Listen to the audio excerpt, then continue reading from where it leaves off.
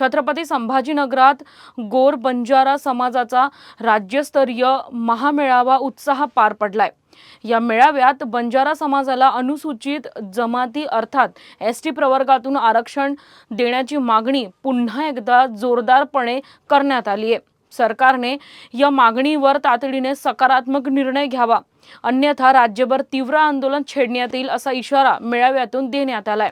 गोर सेनेचे राष्ट्रीय अध्यक्ष संदेश चौहान यांनी गोर बंजारा समाज हा ऐतिहासिकदृष्ट्या आदिवासी समाज असून त्याला घटनात्मक हक्क मिळालाच पाहिजे असे सांगत सरकारने मागण्यांकडे दुर्लक्ष केल्यास व्यापक जनआंदोलन उभारण्याचा इशाराही दिलाय। या सरकारला मी ताकीद देऊ इच्छितो की हा समाज आता जागृत झालेला आहे, झोपलेला नाही आहे। लक्षात घ्या, हा समाज मुळातच आदिवासी असून तुम्ही या समाजासोबत धोकाधडी केलेली आहे आणि म्हणून ही सरकारने जी समिती नेमली ती समितीच्या शिफारशी सरकारने लवकरात लवकर सेंट्रल गव्हर्नमेंटला पाठवाव्यात। आमच्या 5 मुलांचं जे बलिदान झालं त्यांना न्याय मिळाला पाहिजे। त्यांच्या घरातील एका व्यक्तीला सरकारी नोकरीमध्ये घेऊन त्या मुलांना त्यांच्या घरच्यांना प्रत्येकी 10 लाख रुपये त्या ठिकाणी द्यावेत, ही सगळी मागणी आहे। आणि इथून पुढे जर सरकारने या आमच्या समाजाच्या एसटी आरक्षणाचा मुद्दा जर लक्षात नाही घेतला तर येणाऱ्या दिवसामध्ये या सरकारला